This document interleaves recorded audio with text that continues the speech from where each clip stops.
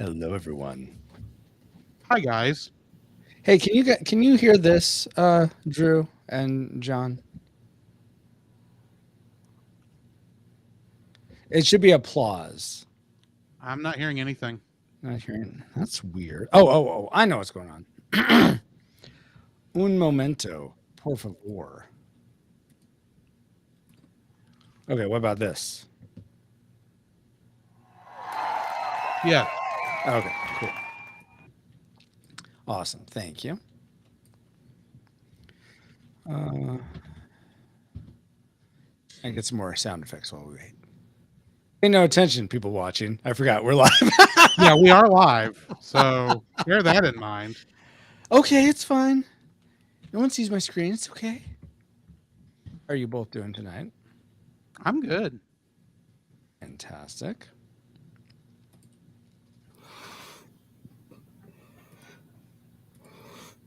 And you, John? I'm okay. We probably weren't supposed to start for another 11 minutes. Well, sometimes you just gotta roll with the punches. And now I feel very delayed all of a sudden. Why are you doing that to me, Drew? I was wondering if you were gonna notice it. Oh, Jiminy Crickets. Word. Why?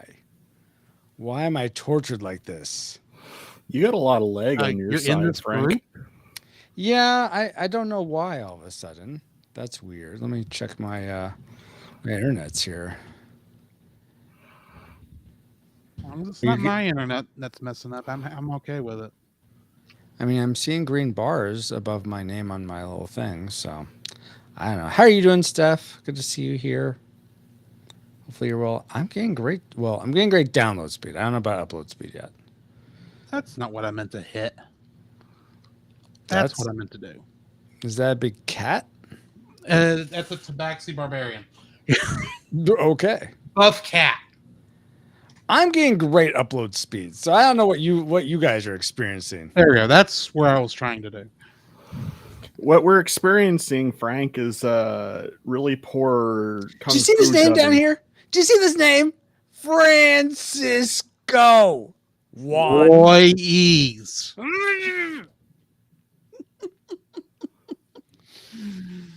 Frank Powers. I'm saying your name. I'm just giving you the English variant. We discovered this on Saturday. Did we though? I wasn't here Saturday.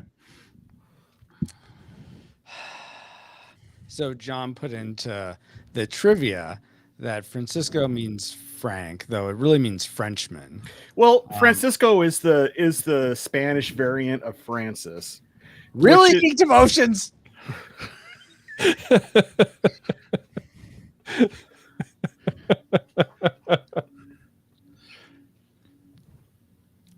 It's too bad I can't read backwards. I know. I told you not to take pictures of me on the toilet. The better question, Roy, was why were you streaming on the toilet? That's a I was great trying question. to create a glacier. Where else do you stream, Drew? Hopefully not in the closet. That was 3.5 miles high. Only about 32 people are going to get that That's joke. fine. I don't care. Those 32 people are laughing their heads off right now, and that's fine with me. That's right, Ashley. You see it. No. Is Hawk. Is Hawk. Who's Hawk? Me. You're not a hawk. See this right here? That's a bird. Are you a falconer? No, I'm Hawk. If you hold your arm up at the right angle, you could look like one. Just ask Ashley. She'll be like, yeah, Francisco goes by Hawk now. No, according to her, you will never be Hawk. Wait. Literally says it in the chat. Hawk? Yeah. Like as in Tony Hawk? Are you trying to tell us something, Francisco? Is this code for something? A bird Hawk. Then a skateboarding hawk? He's more of a baby duck. Ashley, how dare you? Betrayed by thine own wife. What's new? Paul. Paul's here? not here. Is Paul Oh, here? Oh no, Paul's Where are in the you, Paul? chat. Oh, he's okay, yeah, in the top. Sorry. Charlie Hawk. Sorry. Wings of silver, nerves of I steel. I dislike certain Ali teen Hawk. girl singers from the 90s, and he brought up a song from one. Oh, okay. I'll take your word for it. Because I know nothing. What are you, Jon Snow? Sure. I've been called worse. I did not mean to turn that on yet.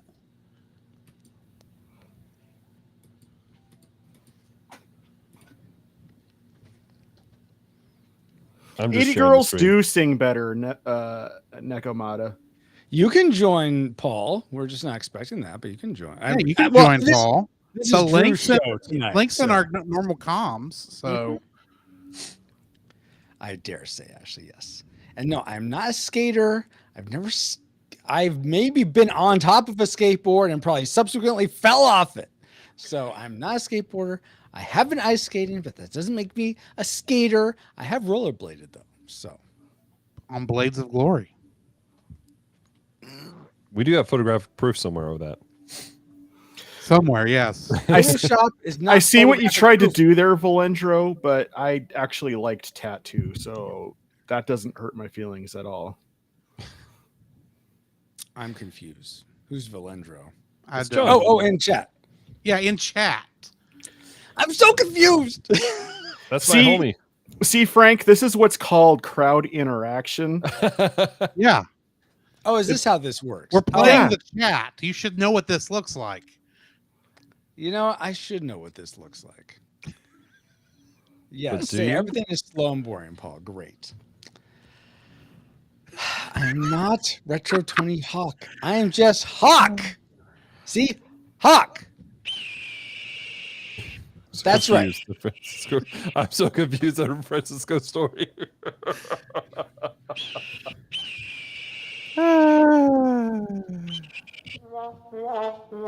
You hit the right buttons on here. Yeah. Hit the right buttons. Good times. Oh my gosh. I enjoyed Tattoo. Who is Tattoo? Tattoo. Who is They Tattoo? were a Russian singing duet from the 90s, or actually early 2000s.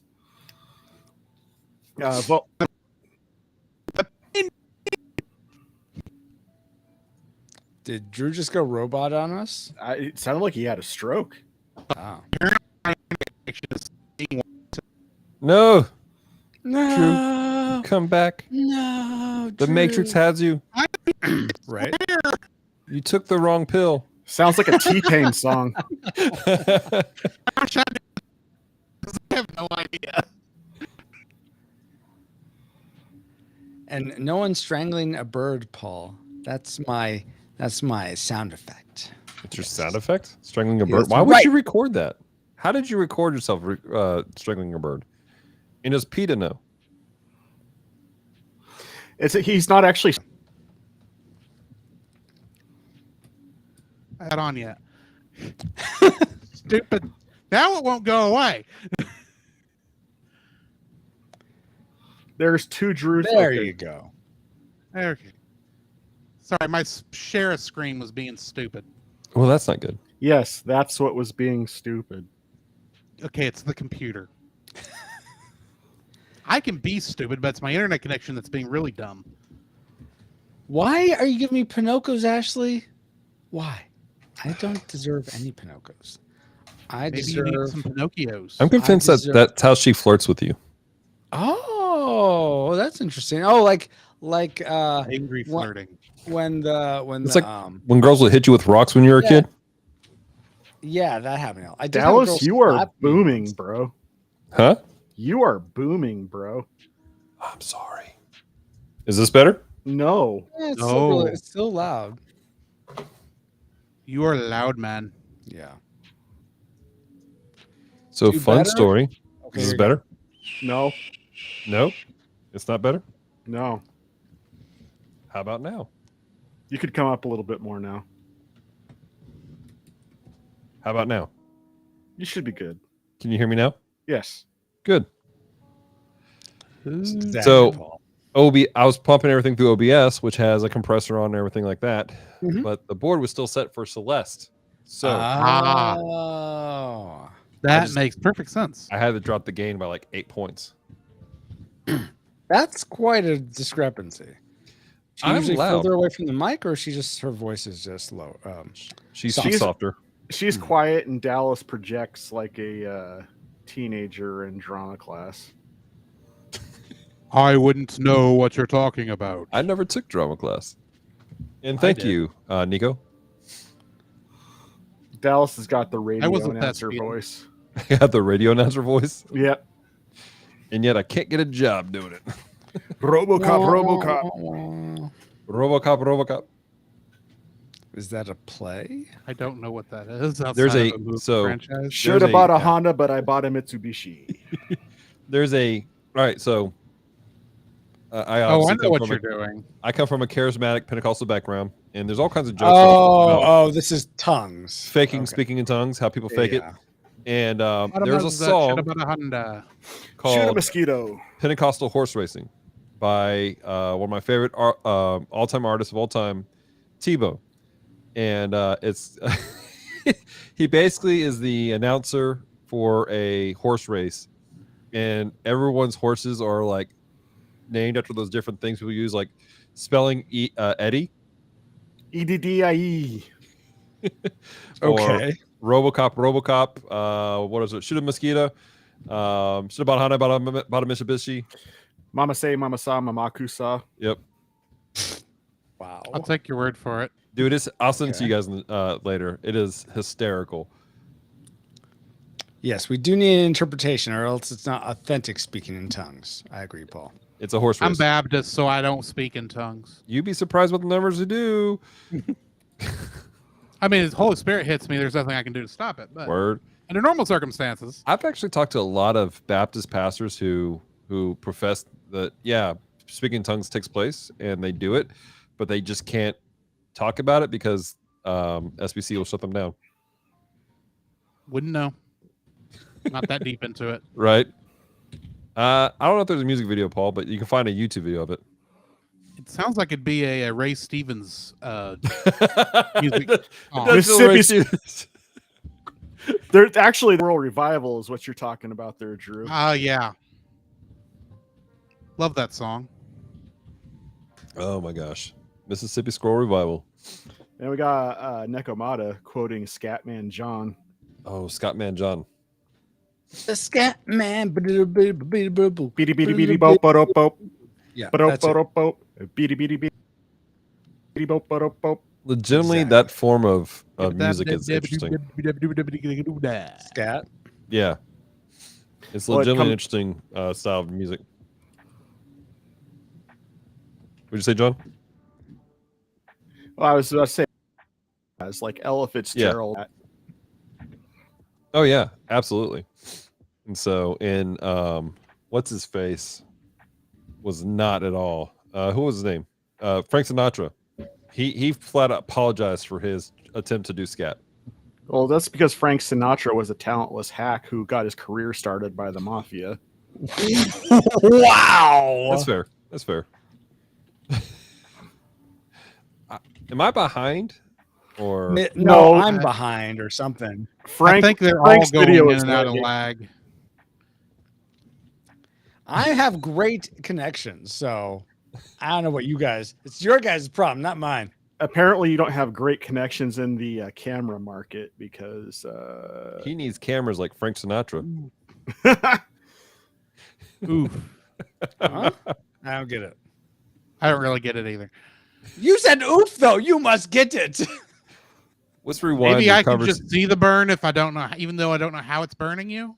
Just rewind the conversation to like 20 seconds ago when John said that the only reason why Frank Sinatra did guy we got was he had connections with the mafia. But I missed him saying that, but okay. It's okay, Francisco. Don't worry about it. Okay. Drew, what are we doing today? What are we doing today? I was about to go make fun of Roy again. We are doing Culture Box Conversations. Joining me tonight, I'm of course Drew from the Cellcast. I can't even talk right We now. see you, Dale. Joining me tonight, right above me, is Francisco Ruiz of Retro Rewind. How are you doing, Roy? There. He flipped that you the about bird? sums it up. I think you just flipped me the bird. I didn't think about that connotation. Sir, this is a family-friendly Twitch channel. I'm holding it together okay, Drew. How are you? I'm doing good. To my left is Dallas from Geek Devotions. How are you doing, man? I'm well, brother. How you doing? Oh, I'm fair to middling. Good.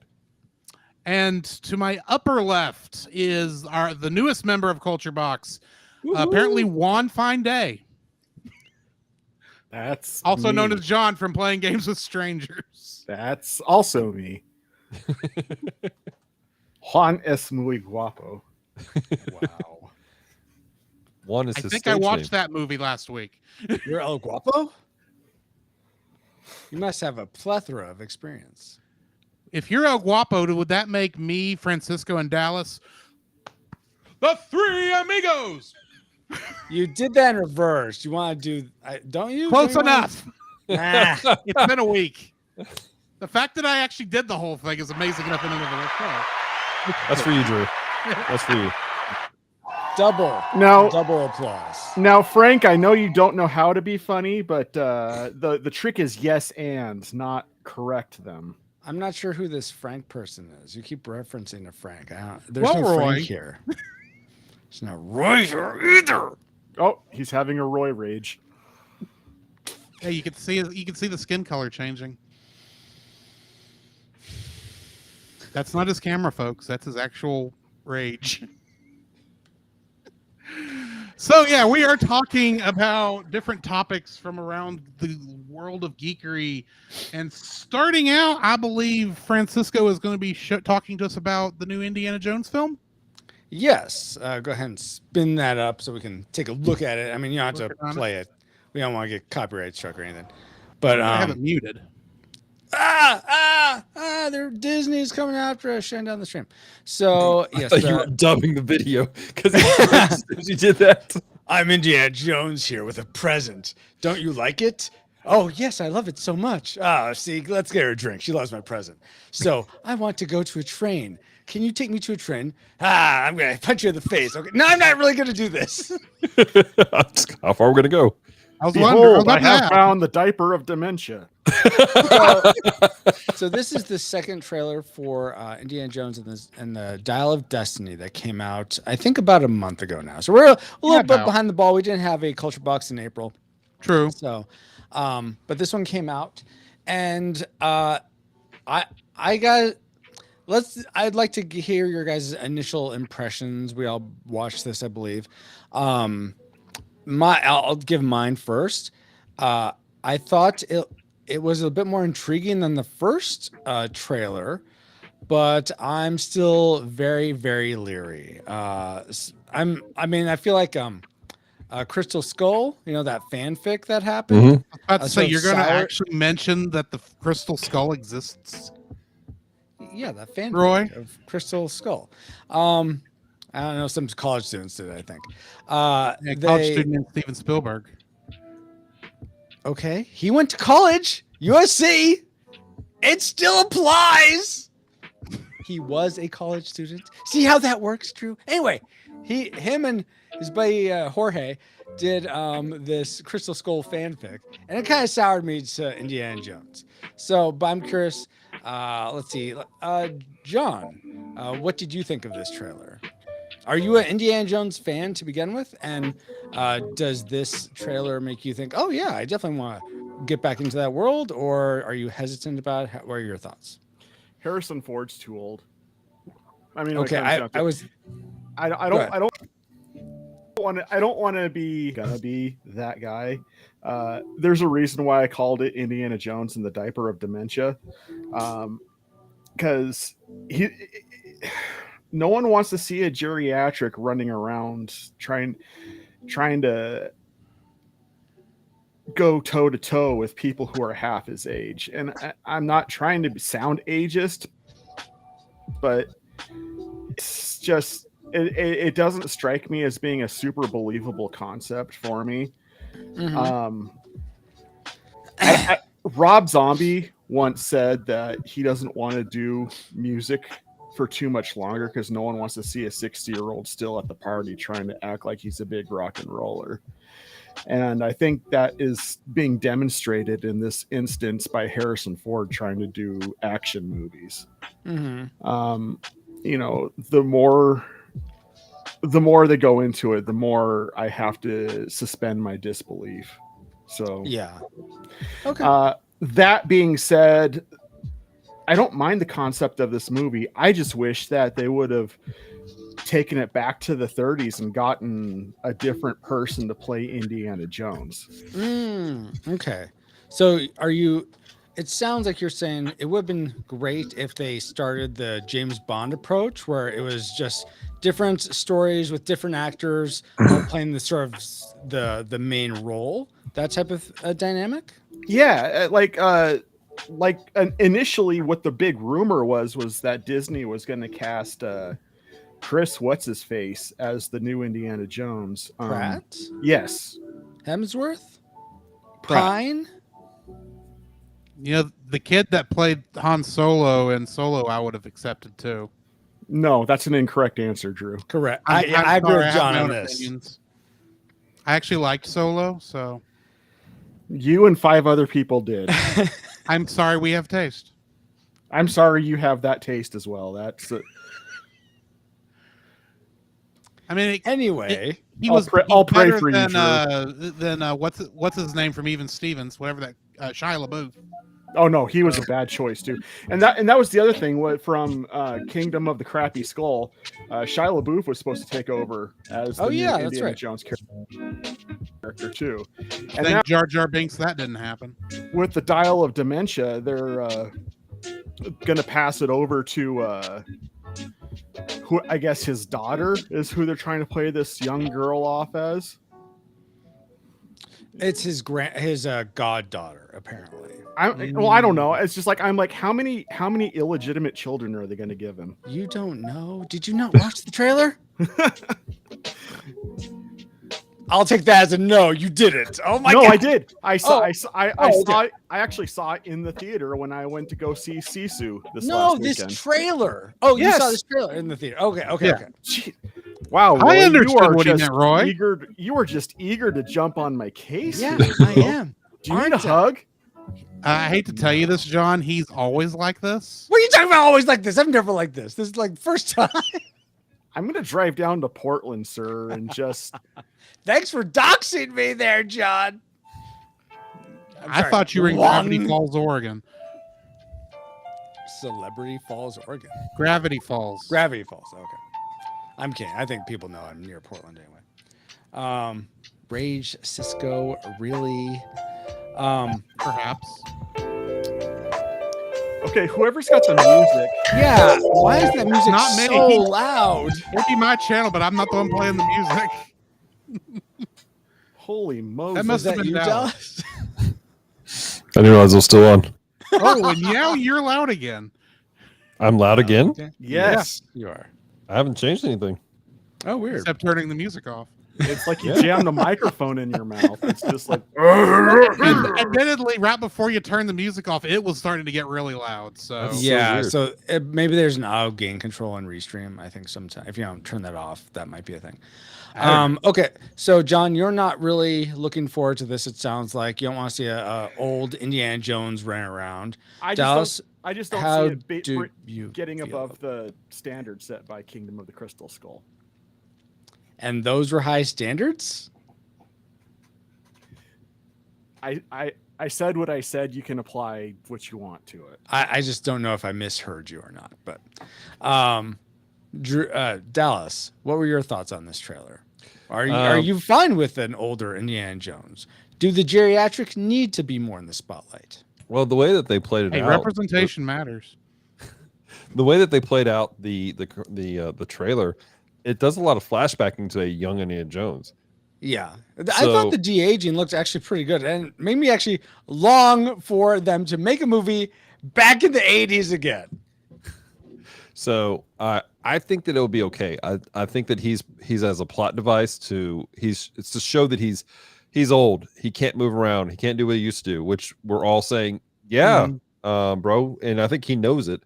Mhm. And I think that it's going to rely more on these flashbacks and these moments where they have another actor who obviously is a lot fitter, Yeah. younger, with his face CG'd, and we've gotten a long way with making that happen, and it would be Yeah. pretty solid, probably creepily so. And so I'm going to be okay with the movie. I enjoy them. They're fun films. They're better than the Young Indiana Jones Adventure show. And so That wouldn't take much. I mean, It's I true. think it will be a fun movie. And earlier in the chat, somebody had mentioned, I think it was Kevin, that he actually interviewed somebody who's in this movie and said that that audiences will probably cry or tear up at the end. Because it's supposed to be a farewell done of Harrison Ford. And it's supposed to be a way to cap off this whole thing in a better way than what Crystal Skull was. Yeah, I feel like Last Crusade capped it off perfectly. I don't think you really I was need about to say. add to it. Okay, well, so do you feel like this is going to be a disservice to the Indiana Jones brand? I don't think so. Drew, No, I mean, I'm transitioning, Dallas. I am looking forward actually to this movie. Okay. I am like you, Francisco, a little trepidatious Mm-hmm. at it Well, because I'm I very have seen trepidatious, I but have okay. seen Kingdom of the Crystal Skull, so I know what can happen when they Mhm. don't bring their A game. Yeah. And if we're being honest, Lucasfilm at Disney has not been bringing their A game a lot in the past couple of years. So, Mhm. I mean, this could either be good or it could be a hot garbage fire. Yeah. There is admittedly, right now, I have very little confidence, not just in Lucasfilm, but most of Disney. The bottom shelf will let you know one day. Okay.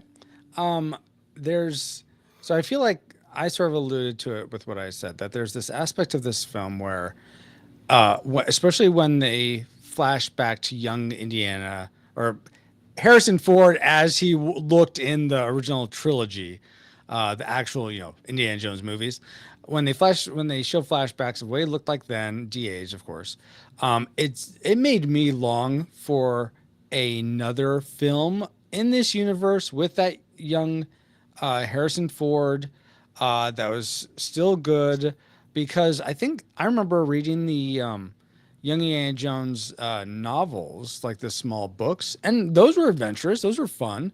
And so, not that I'm saying I want Young Indiana Jones necessarily, but I would have liked to have seen another movie in that time period.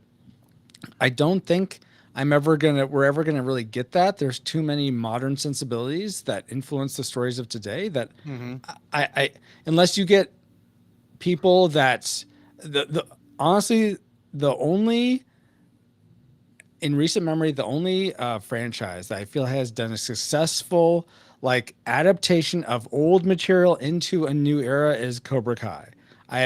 I can't think of any outside in the West. I'm sure there's tons of anime that do great jobs with that, but in the West, I have not seen a You'd be successful surprised. adaptation.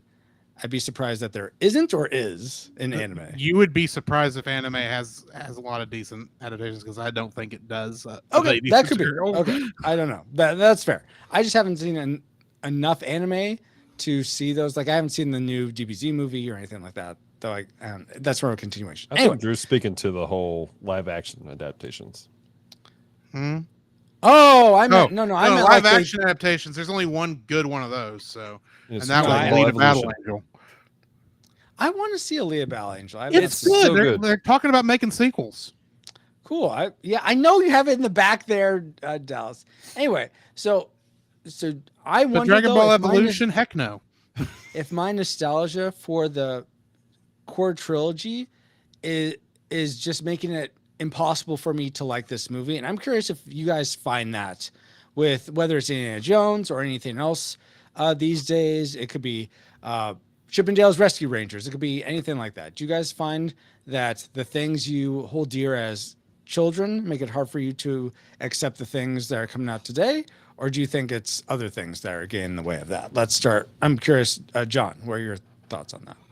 I'm probably not the best person to ask about. Of everybody in the bottom shelf crew, Mhm. I tend to be the most lenient with movies. Oh, okay. Typically, Mhm. typically, Dallas is giving me the side eye, but raise your hand if you did not bottom shelf Battlefield Earth. That I has haven't nothing to do with seen the nostalgia. film, so I can't. I have to recuse myself.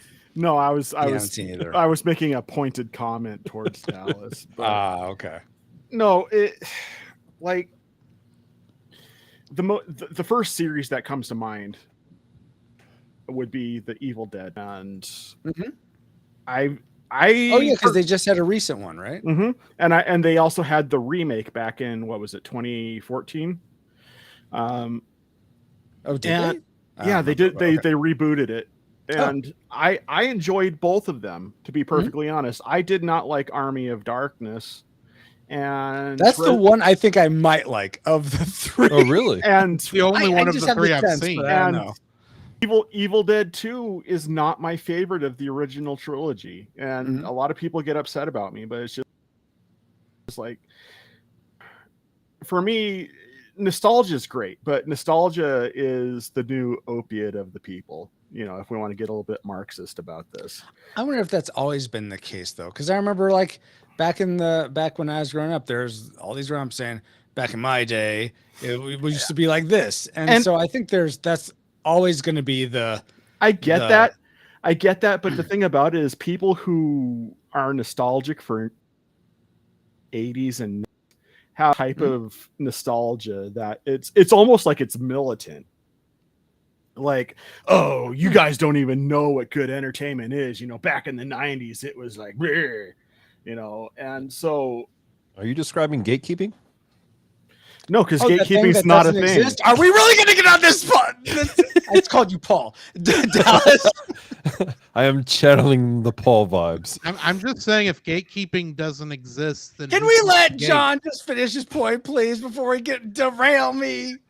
If there is no gatekeeping, then Rick Moranis will wander this world forever. Is all I'm saying. He has a point. Oh my gosh. I thought he was the key master. He is Right. He's looking for the He's gatekeeper. got to look for the gatekeeper. Okay, so Anyway, as you were don't saying, struggle with John. that I don't remember. I nostalgia got thing because I'm- you tend to like. I'm trying to get you back on track because you tend to like movies.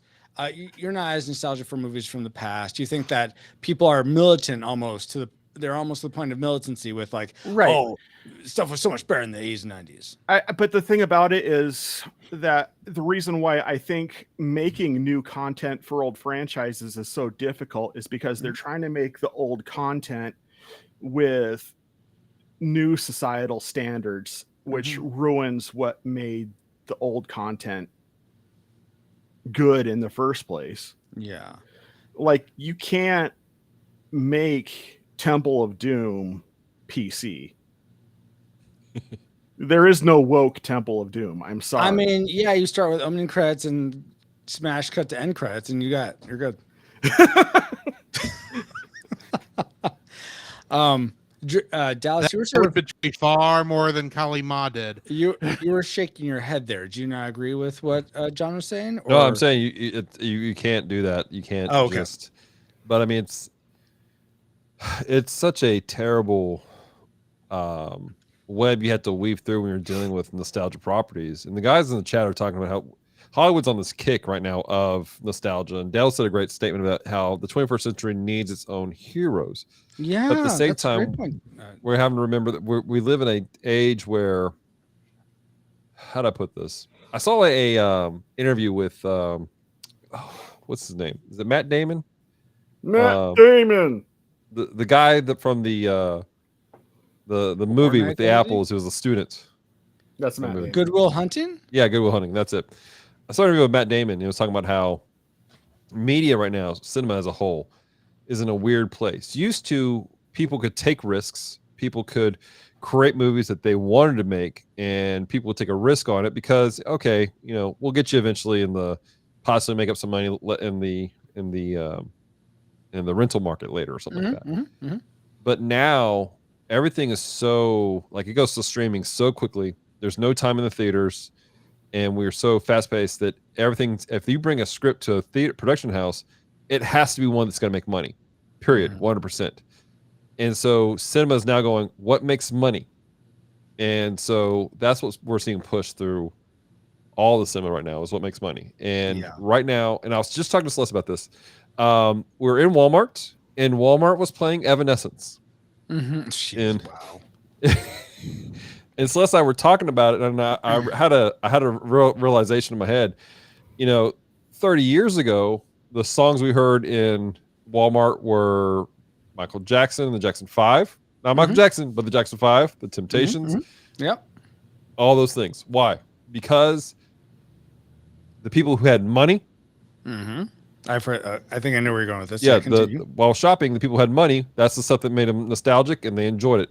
Now we're here today and we're hearing music that we grew up with and we have money. And subconsciously what happens is we go, man, I remember being 15, 16 years old and hearing this song. I didn't have any money for what I want. So I have money now. I'm going to buy what I want. And so we end up buying more out of process of that. But we're capitalizing on that. And the thing is that we have the money now. Our age group, we're the ones making the stuff. And we're like, I want to tell stories I want to tell. I remember loving Batman as a kid. I remember XYZ. That's the reason why we had things like The Phantom and the Shadow back in the early 90s, because the people who grew up with those properties were the ones making movies at the times. And so we're kind of at the tail end of the generation who really loved and appreciated Indiana Jones. At the same time, we're going, we need to capitalize on this nostalgia to make some money. And so, I mean, they're going to make money off this movie, whether we like it or not. Nostalgia plays into it. Now, for me personally, I'm pretty lenient with movies. I like to think normally on the bottom shelf. Normally, I tend to be the one that goes, I mean, it was fun. I enjoyed it. It was a good movie. I don't think I dumpster fire as many movies as some people do. Well, but for me, nostalgia tends to give me the opportunity I give more of a pass because of nostalgia for certain things. Oh, okay. Because it takes me back and I go, oh man, I love this. I remember enjoying this. And I also have the mindset though, where if it's something that's going to capture the new generation, so that something I love, the property, the idea, the concept can continue on, I'm all for it. This is why I'm a fan of a lot of the Gundam stuff that comes out.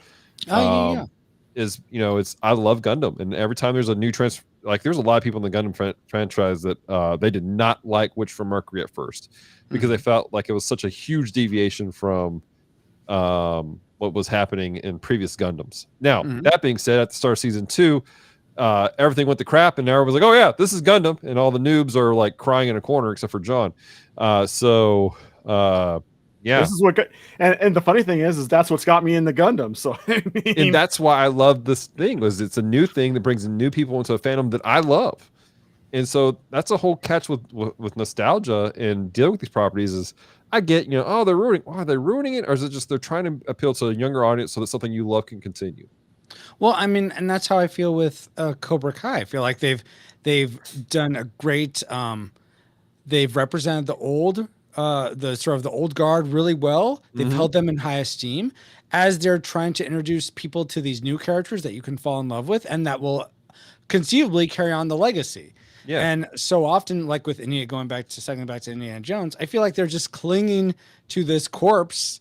Sorry, Harrison Ford. I'm sure you're completely spry. But the character of Indiana Jones, I don't think has had a successful launch off. And at this point, I think you're right, Dallas. They're just like trying to milk it for all it's worth, trying to get blood from a stone before Harrison Ford dies, essentially. But Drew, why don't you end us with like your thoughts? Do you feel like your nostalgia for whether it's Indiana Jones or other properties keeps you from having a gracious eye with new stories in those franchises? It depends, and that seems to be my answer for a lot of things. It depends on how nostalgia is being used. For instance, Star Trek Picard season 3 just finished up about nearly 3-4 weeks ago now. And that was that last season was a big nostalgia fest for fans of Star Trek: The Next Generation. You had all the characters coming back. You had kind of a great story dealing with the 24th century era.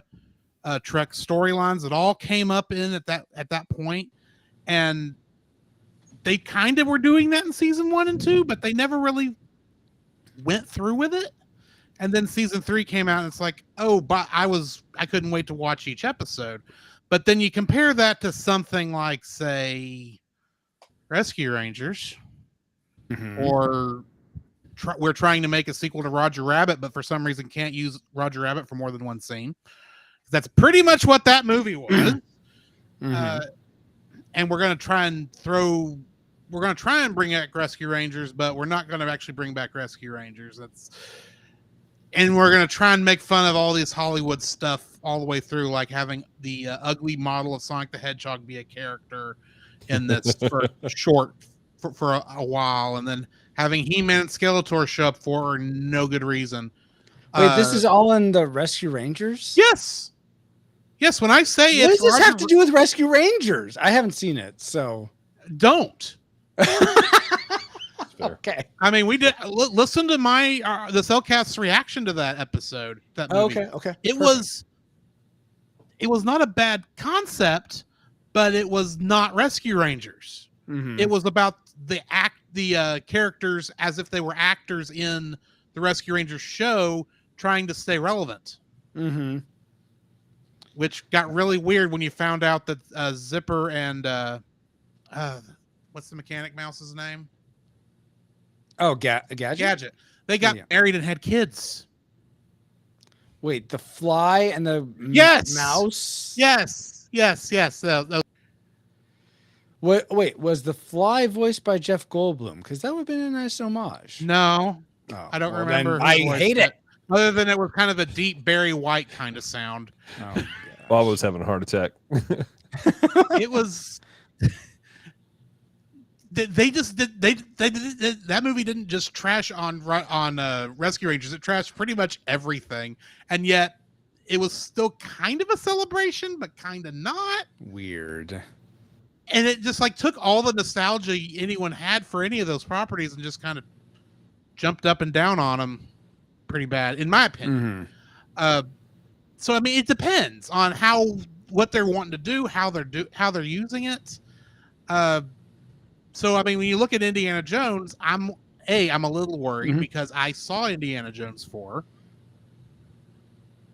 I doubt we're going back to what Wait. made 1, 2, and 3. 4. I'm not sure. Do you mean Sorry, the fanfic? Are we calling that I've 4 seen now? Crystal. Let me back up. I've seen Crystal Skull. I'm afraid I'm worried we're going to get a repeat of that Mhm. because I doubt we're going to get what made even any of the other 3 films so good. Because I mean, let's face it, no matter what your feelings on Temple of Doom are, it's far better than Skull was. Mm, absolutely. As someone who has seen Temple of Doom recently, Mhm. I am going to tell you, Drew, that your nostalgia is poisoning your mind. And as someone who has also seen it has Temple of not. Doom recently, I'm going to tell you it's not poisoning your mind. What do you say to that, John? When I'm I just watch saying, when I John, watch fake arrows bounce off of Harrison Ford's back, That's called filmmaking. bad. No, Temple of Doom is actually my favorite of the 3 films. So, Again, Really? and it's All just Again, because of how ridiculous it is. I'm praying for you, Drew. I like all 3 of them. Don't get me wrong, but Temple of Doom is the one I will rewatch. I could rewatch all the time. So Paul says, have you seen Logan? Same director, probably more like Logan. So Indiana Jones would be more like Logan. And I like I've seen Logan. Logan.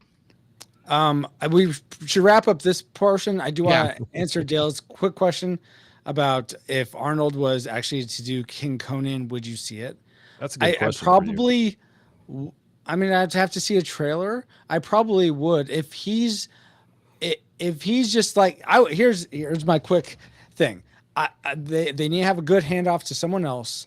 He can't be like Indiana Jones out there swinging everything. Now, if there's like some like desperate thing where all the people have come in, that's his last stand, he's going to die as King Conan, and he's going to go out with a bang, I'm totally for that. But if he's just fine the whole time, no, he's too old. No, thank you. So, okay, that's my little spiel. That was Francisco's fabulous fan fiction. It's I didn't cue the music. I'm sorry. Just to put it out there, add some context to that question, doing Arnold versus Harrison Ford. Harrison Ford is 80 years old. Mhm. Arnold Schwarzenegger is 75. That's pretty close. I know. The point I'm making is yuck. That's what I'm saying. He shouldn't be out there fighting the whole movie. It should just be a last stand where like he dies in a blaze of glory. That's it. That should be his think the only implication fight. They has should been make that- more. They should make more Conan movies and just have Jason Momoa play. No. Now we're gonna pray for you, John. No. None of this Jason Momoa stuff. I'm sorry. No. So, Drew, what else are we talking about in the culture box today? If I could stay on screen for more than 5 seconds. I was gonna be Drew there for a second. I gotta actually remember. Look who's doing the next one here.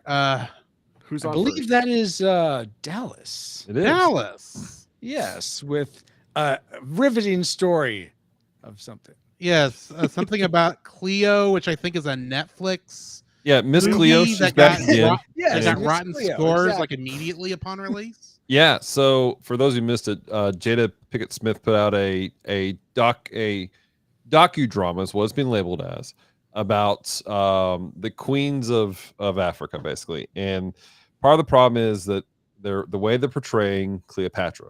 That is like the majority of the issue that we're seeing here take place, because they have made her full on there's a beautiful black woman who's playing Cleopatra. The problem is Cleopatra is of Grecian descent, Mesopotamian.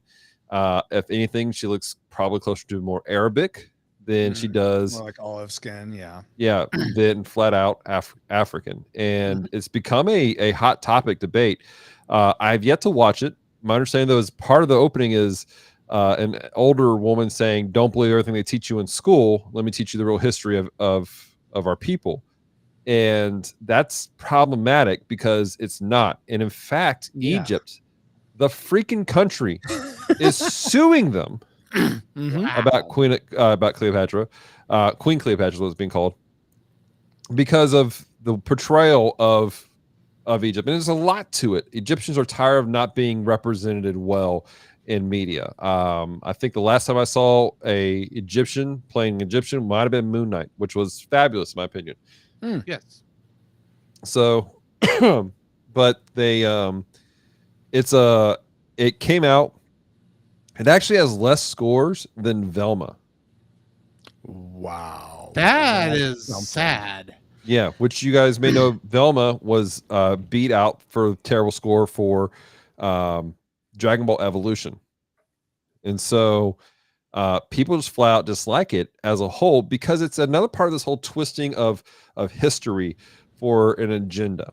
And a lot of individuals who are in the Black community, they're like, we have such rich history. We have to stop making up stuff and talk about the real individuals who are actually from Africa, who are actually Black.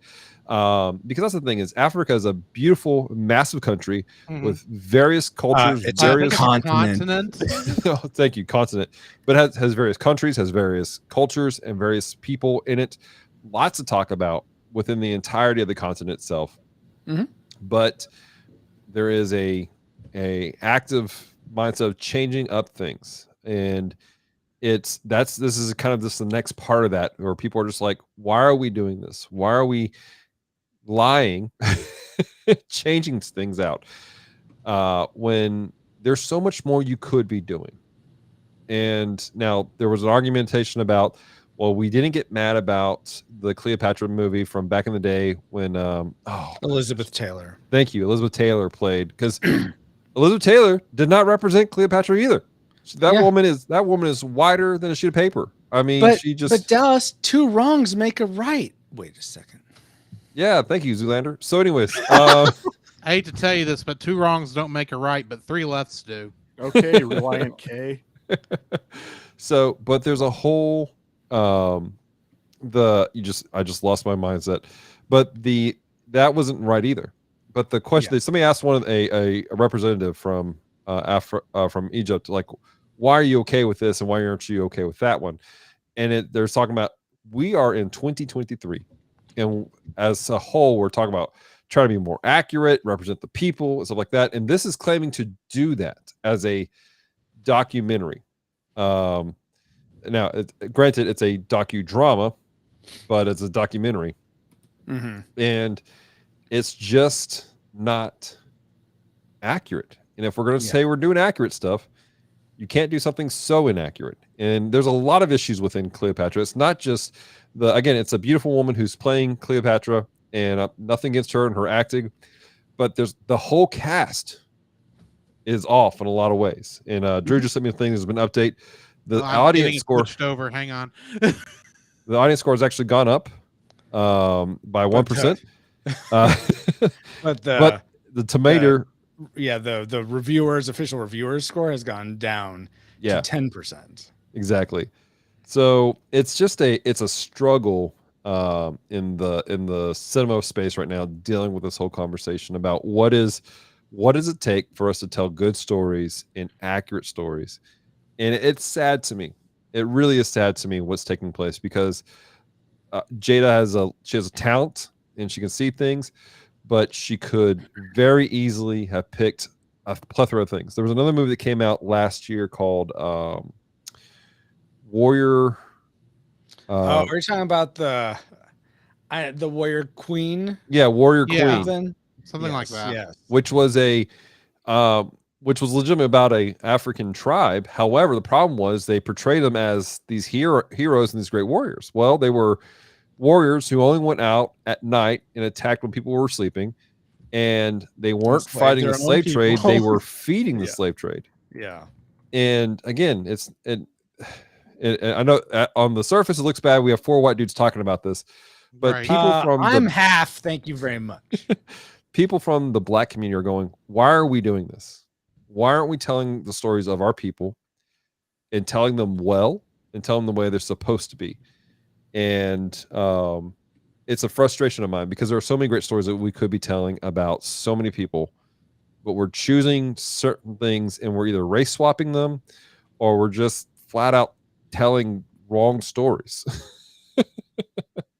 So that's kind of where I'm at with that whole thing. It's just there's so much more we could be doing, but we're not. Mm-hmm. And yes, Roy is half Mexican. That's right. And so is Dallas's other half. Yeah, are you like a quarter? Yeah. Yeah, that's what I thought.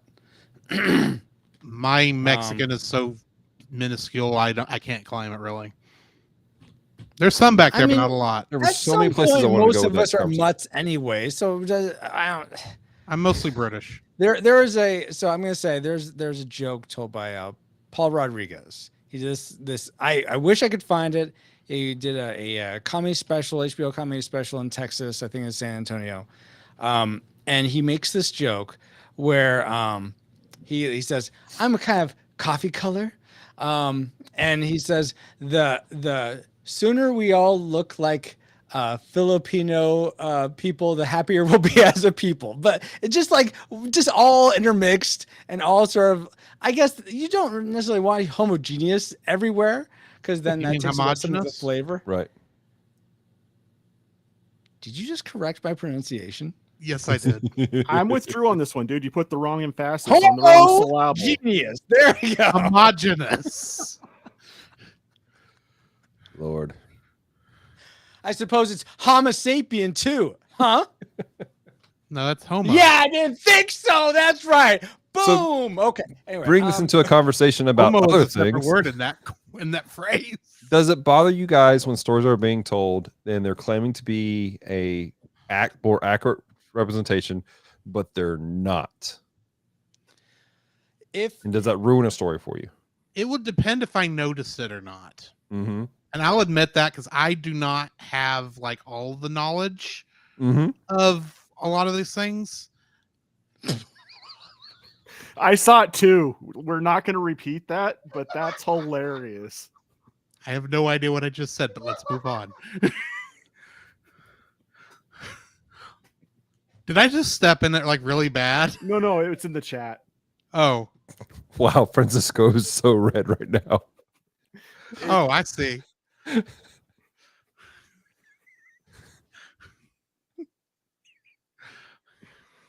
Okay, we can take that off the screen.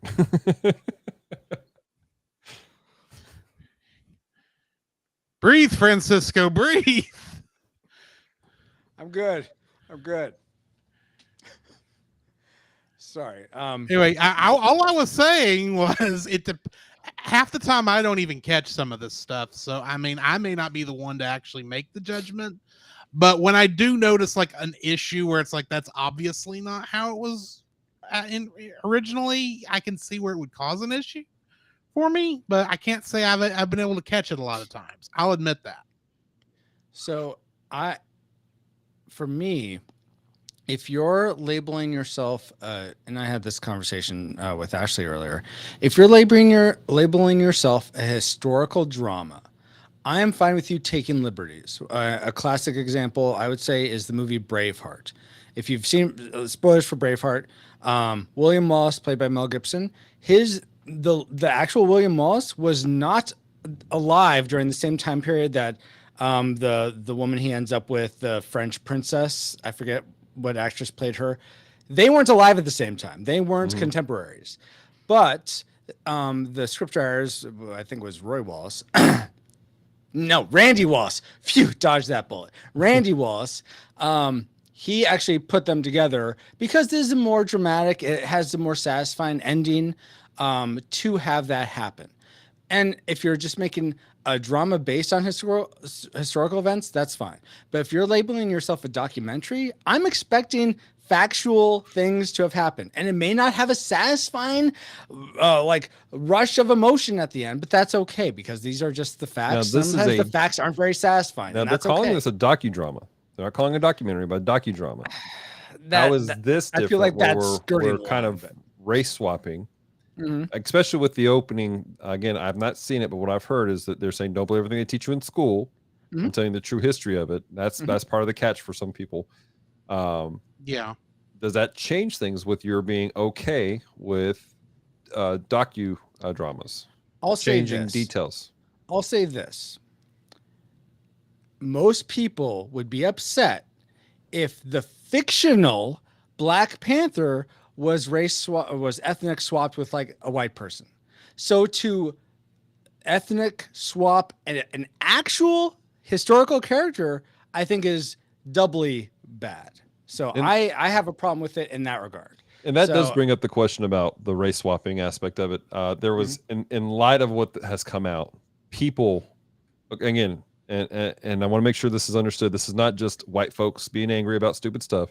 This is across the board. People are making memes of like Harriet Tubman featuring Scarlett Johansson.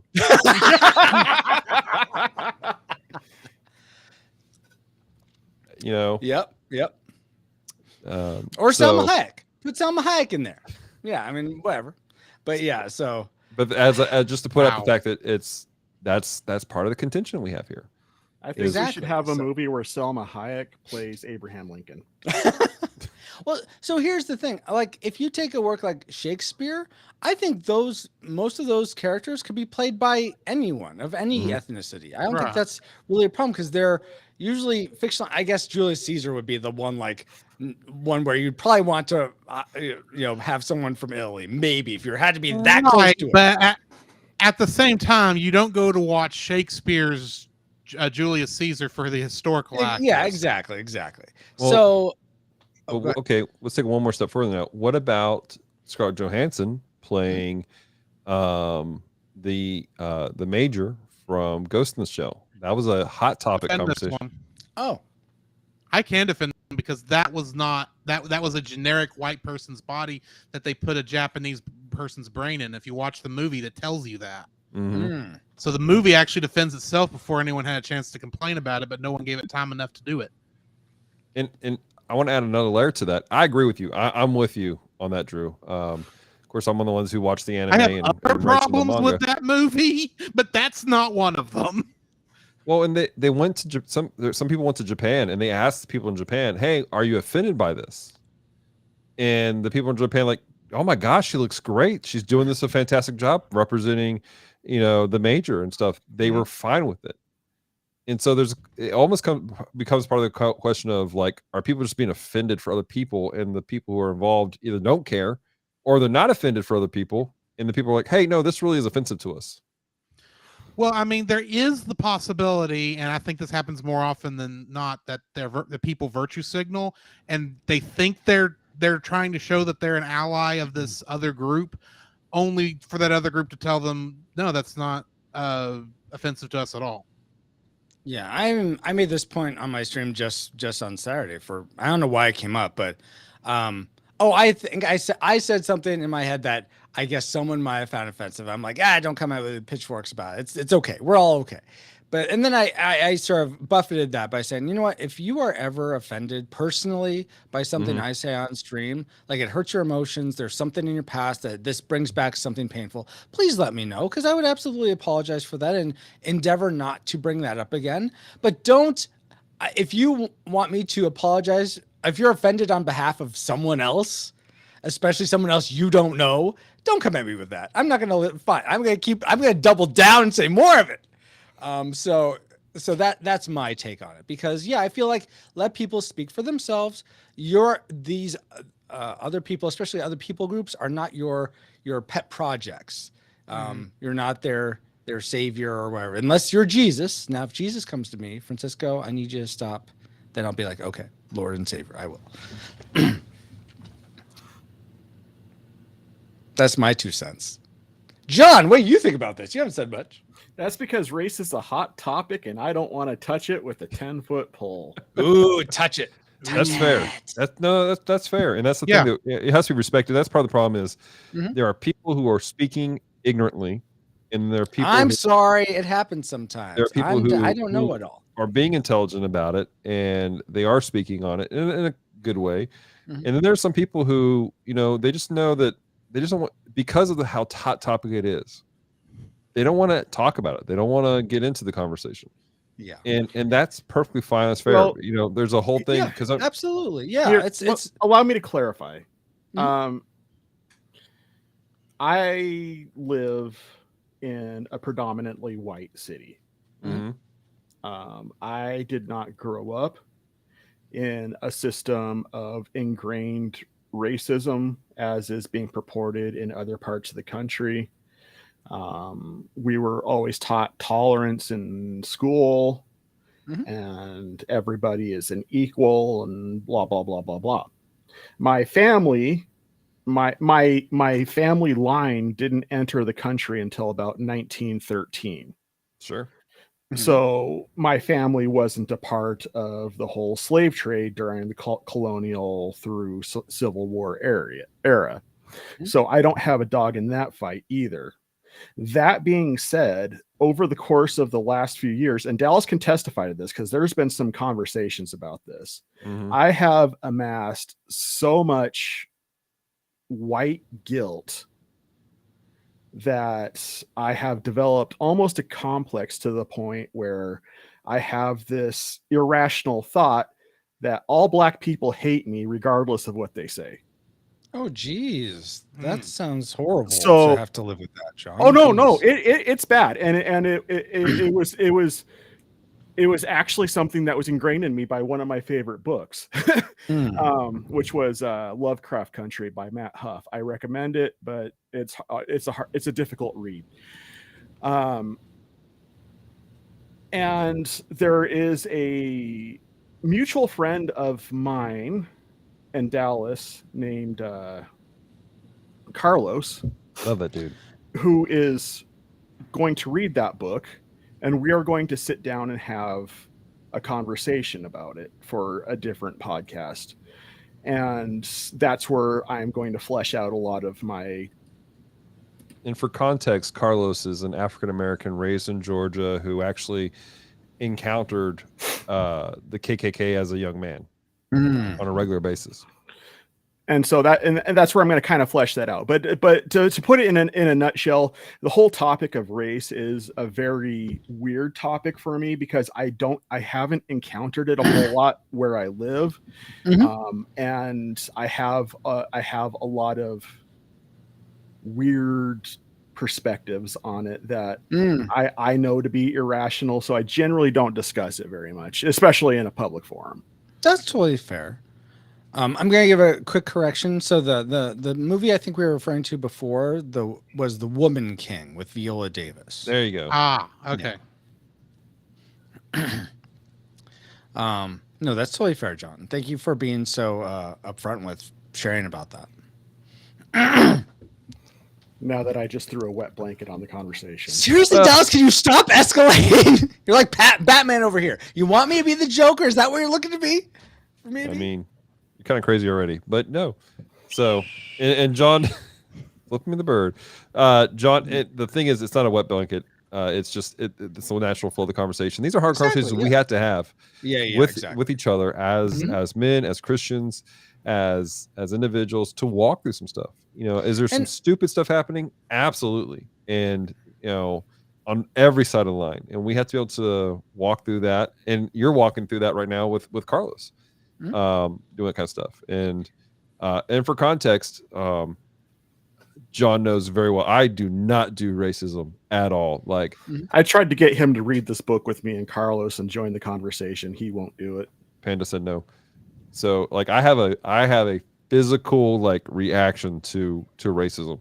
And so I'm not like, yeah, you know, on any of this crap. But at the same time, I am about accurately representing a culture. And there's a difference between there's a difference between a drama and they get some details wrong, like The Last Samurai. Holy crap, so many inaccuracies. Like I watched a video on YouTube. There's this guy that I watched named Shogo.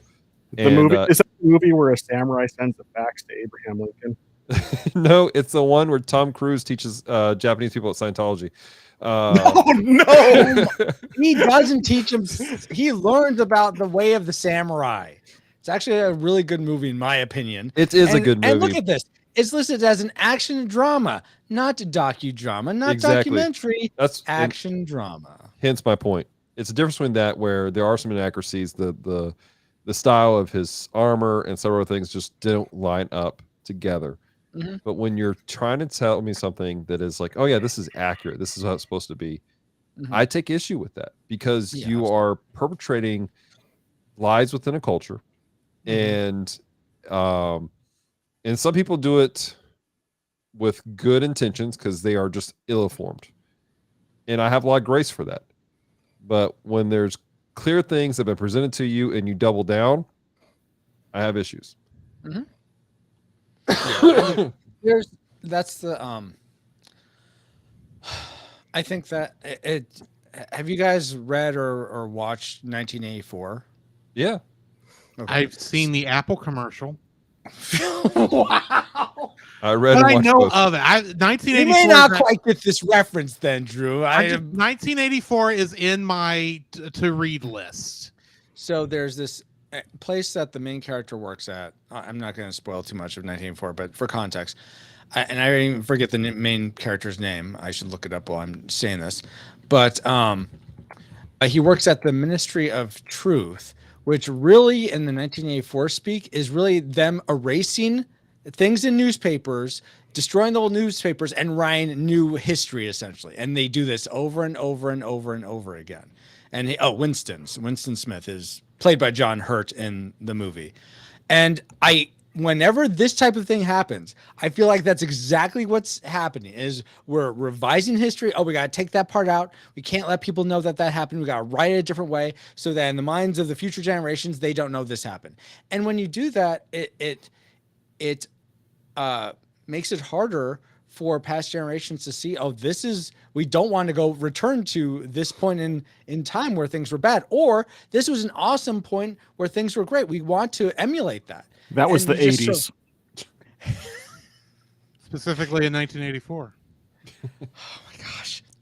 So sort of just muddy that. And that's my take on it. And so I always think of 1984 whenever this type of thing happens with movies or revisionist history, essentially, in actual, Well, Big Brother is watching. Yes. Except her name is Siri now. Or Cortana. Or hey, Alexis. Google. Yeah, Alexa. Yeah, exactly. Oh, Alexa, not Lexus. Yes. Lexus is a car. Anyway. John, why don't you go ahead and talk about this next one since you weren't here for last discussion. Let's talk Did about the the ghost- dumpster fire WotC. Yeah, do that. I know you wanted to do that. So Oh my lord. Okay, tell us so about the Pinkertons raiding this guy's house for playing cards. yep. Excuse me while I buckle up. Buckle up, children, because this is about to get stupid.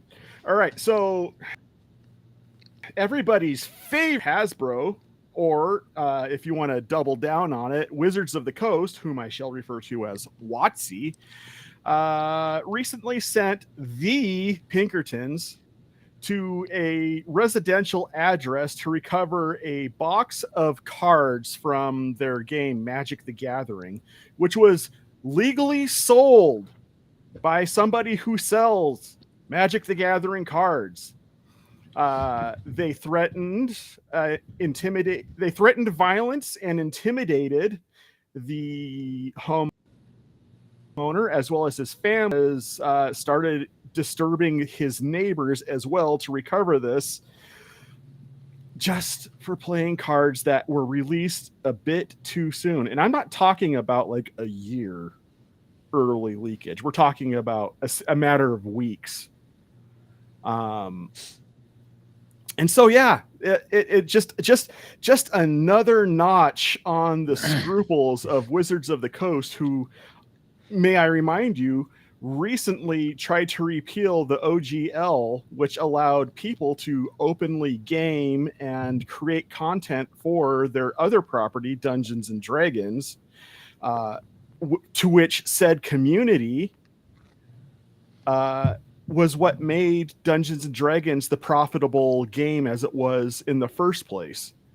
So WotC's doing a great job of just sticking that gun right to their foot and pulling that trigger as many times as they can. Let's talk about this. So who else was surprised the Pinkertons still existed? I didn't really know what it was until you sent this article. So yes, Okay. I'm surprised. Okay, so for those of you who don't know who the Pinkertons are, the Pinkertons are a agency of private detectives, mostly popularized in the 20th century during the 1930s for breaking union strikes and infiltrating worker groups within companies to basically keep workers from unionizing, and they resorted to some pretty violent tactics.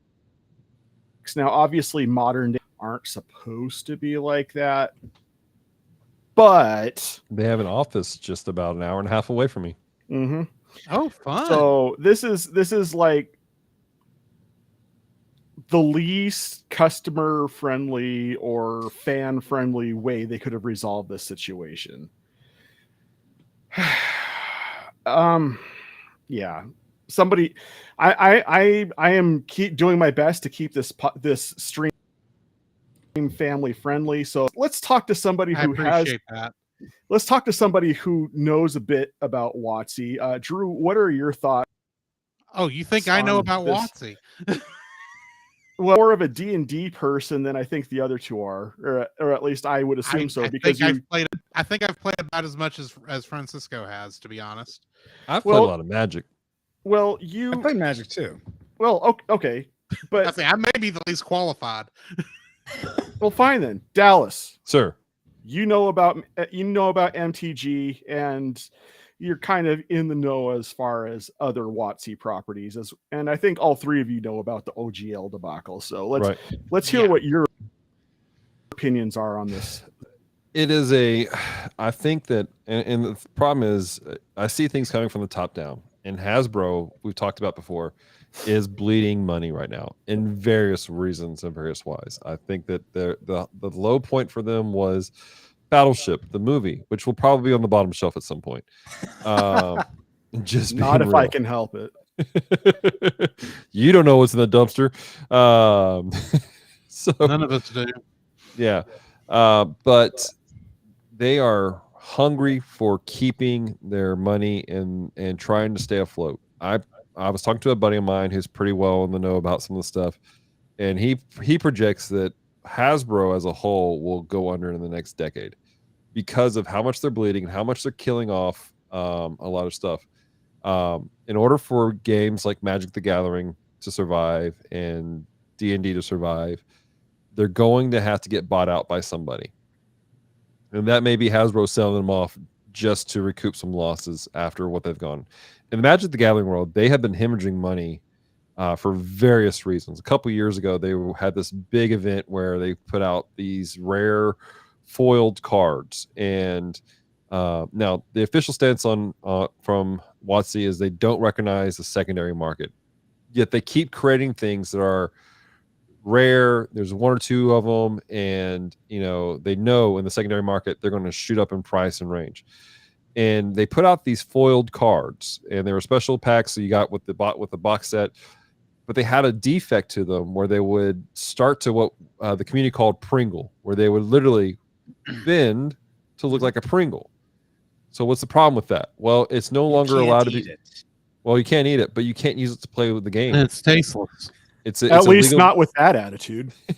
It's illegal to play in a game at that point if it's damaged in that fashion. And well, so maybe I could sell it to Miller Lite for compost. I won't go into that anymore. maybe. So this became an issue, and there's several things they've done over the years that have just ticked off their fan base. And the game itself relies on putting out product on a regular basis. The primary format that people play is a format called Standard, which is the traditional 60 card deck, and you play against other individuals. The problem with it is every few months they put out what they call a block, and every 3 blocks, one of the blocks falls off the list of what's allowed in Standard play. So they're having to pump out cards all the time. It's a very expensive game to keep up and to play and to do that. If you enjoy the Standard play. And yet here they are, and they're putting out a product, and they need it to keep it under wraps because there are people who will snipe these cards because they'll know, okay, this is that, and they will legitimately lose money on day one if information gets out. So some makes panic mode for them, but the way they did it was so over the top. It tells me that Hasbro and WotC as a byproduct are in deep trouble right now financially, that they are going, oh crap, that can't go out. Because again, if the cards get out early, people make plans for certain things, and the secondary market will blow up day one before anything else happens. And so those are some of my thoughts on it. It's a terrible situation, and I hate it for the people who are diehard fans of anything that's made by Hasbro because they're killing themselves. Indeed. Francisco, you got any thoughts? Why don't I? I guess my When does Francisco not have thoughts? never. I'm curious why a cease and desist on the YouTube video wouldn't been enough. I don't know why you had to go in and harass them to get their cards. And also, if that happens, say, do you have a warrant? Like, you have rights as an individual to not open up your house to illegal search and seizure. So if it's police, law enforcement, and they have a warrant, then yeah. But if not, just don't open the door. I don't understand the problem. I don't know what I haven't gotten into the specific details, but I do know that with copyright, if things belong to a person and they have the ability to do what they need to get the copyright. There was a man years ago in Florida who had an embroidery business, and he would do Disney character embroideries. He would do Mickey Mouse specifically, and he had a handwritten note from Walt Disney himself saying that he could do that. Well, so the lawyers at Disney said, we don't recognize that handwritten note. That's not through our legal department. And they showed up with a SWAT truck, and they raided his house, took all of his machines, all the computers, anything could possibly have information on it, and took it. Left this dude with nothing. So that was law enforcement, though, not a private agency. It sounds unless I misheard you. Well, they're a private security company, so there's certain things that you can do with that kind of thing. But with WotC, if depending on how their copyright is on their cards, if they say that it's their property until X date, Mhm. potentially they could have the ability to do that kind of thing. Yeah, that's what I'm saying though. They didn't go through proper law enforcement. They hired thugs essentially. That's why I think it's not okay, and it goes outside. Well, I mean, in all fairness, the Pinkertons are probably not the thugs they were back in the day. Well, No, the way I don't know the way the specifically, article we but- read sounded, it sounded like Yeah. they were. So maybe not as bad. Maybe they weren't like smashing right, windows I and mean- what have you. But Granted, but Mm-hmm. so It's that a crap storm. I feel like I don't know why the person just sort of gave him up without saying, "Hey, you need to call the police if you want to enter my property or take my things." Especially if he essentially wasn't in the wrong. He just bought these not knowing. And I'm not a legal expert, so I could be misunderstanding some element of this case, but it just seems like there was an overreach by a corporate entity, and yeah, that's my thoughts on it. I would just love to know why the person at Hasbro and Wizards of the Coast who does PR is failing at their job. Right. That's what I love to know, because there's no reason you send thugs out to get it, to get this stuff without at least having some like legal course. And from what I've seen, none of the PR involved has done anything Mm-hmm. with this. Yeah. They just kind of let the fact that they hired the Pinkertons roll off their back, which doesn't make sense to me at all from a business point of Well, view. Yeah. you got it. You have to look at this situation in context to the OGL, the Open License Agreement, the Open Gaming License Agreement, OGLA. OLGA. Right. This is an entirely different product. No, it is a different product, but you have to look at it in context of that. Specifically, when it was disclosed from WotC employees that Hasbro and WotC's don't care about the people who play their games. They look at people who buy their product as obstacles between them and money, and that was demonstrated in a memo that was leaked during the OLGA or OGLA. And it's demonstrated. That just shows they're being run by idiots. It's demonstrated here, and it is. It is absolutely the worst business practices, and that's the reason why I have the hardest time talking more. Is because they don't care if they hurt the people that give them money, because they know those people aren't going to do anything about it. They're going to continue to buy the product. They're going to continue to play their games. I mean, even now, you look at, I say we as if it was me, but the geek community got the whole open gaming license overturned basically in the forefront. We're like, yay! And then everybody ran right back to D&D and started buying and playing and reestablishing their D&D Beyond accounts and whatnot.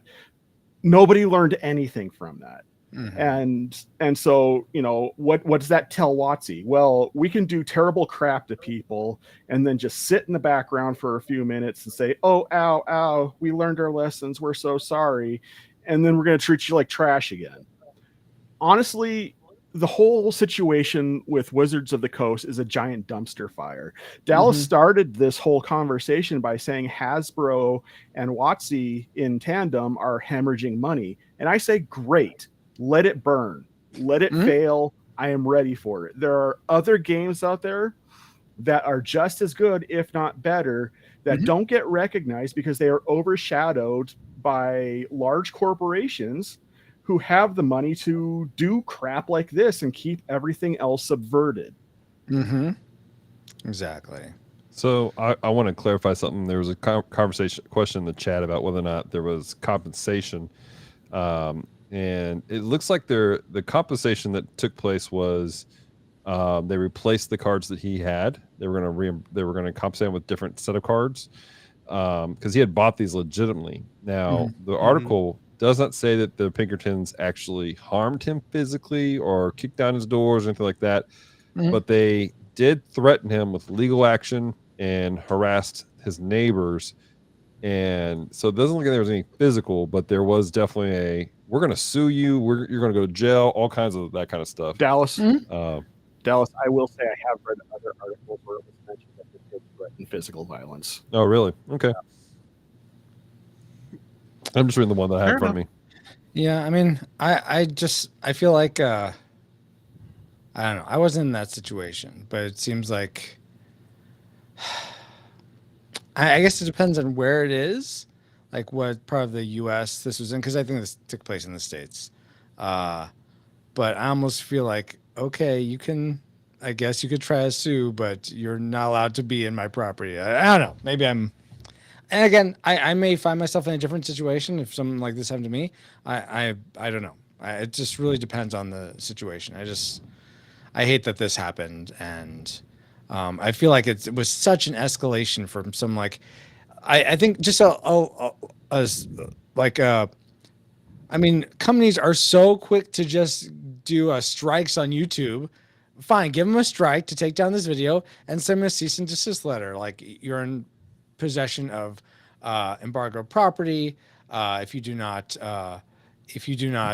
give this back or send this back to this address, then you will be in violation of this civil statute, and we will take you to court. It's that scary, but it's like, okay, well, all right, I'll give these back, and this is what I can do. I feel like that would have been a much more just straightforward approach rather than, meh, meh, meh. Oh, yeah, you got those cards? Yeah, we got these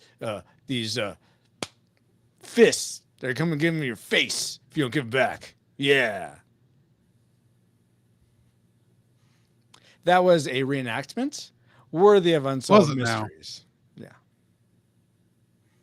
case you weren't sure. 48 hours. What? No. Unsolved mysteries. I don't want I was 48 wrong with another hours. show like that. Anyway. Francisco's Fabulous Fan Fiction. Oh my God. It's fabulous. It wasn't a reorganization. That was just a retelling of what I'm sure occurred. Oh my goodness. What do you want from me? I don't know. You want me Roy. to gatekeep? That's what you all want. All right. Anyway. That's the end of most of our topics. We did have one more if we had time, but I'm not sure we do. Yeah, I think we're over time, so we should probably end. So we got. I guess that's going to be it for us. John, why don't you go ahead and tell us where we can find your show? On the internet. That's helpful. Wow. It's such a small place. You can find us at playinggameswithstrangers.com. You can, if you go there, you can basically find out all the places where you can listen to us. We are on all the pod streams. So find us wherever good podcasts are found and sold. I'm involved with a bunch of stuff that Dallas is involved with, so that's all I'm going to talk about. Oh, and I also have a band called Mezzanine. Look us up on Facebook. Be our friend. It's fair. Dallas? Yeah. Where can we find you? You can find me at geekdevotions.com, where you'll find all information about the various things that we do here at Geek Devotions. We generally create devotions every Friday on YouTube. And we also have several podcasts, including The Bottom Shelf, We Read Allegedly, The Gundam Watch, Culture Box, and within not Culture Box, Com Talk, which is in that we have a segment that John does for us called Casual Gamer Society. And the whole point is creating content that's designed to people who are loved, they're cared for. There's a plan and purpose for their life. Fantastic. Yes, Paul, that was an Awano word. Okay, Roy X Franco, where can we find you at? On the internet. You just find me. Just type in Roy Franco. You can find me Roy X Franco. Did he just call himself Roy Franco? in Yes, a he does. mocking way. Somebody clip it. It is, the conversion has begun. You can find me at retrorewindpodcast.com. Also stream to Twitch, Facebook, YouTube, Twitter, and most recently Rumble. And most of those places are Retro Rewind Pod. On Rumble, it's Retro Rewind Pod live streams. But you can find me there. You can also find me on Twitter at Retro Rewind Pod. But most of those links are at retrorewindpodcast.com. If you like movies and games that are 15 years or older and want to find out what other people think of them, listen to that podcast. All right, and I am Drew from the Cellcast, where we review animated movies and TV shows.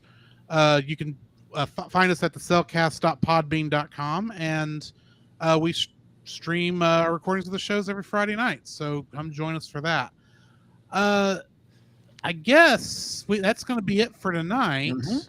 So, John, take us out. do this right. Stay fresh, cheese bags. And like a Pokemon, we got to catch y'all later. In the next frame. Peace and love.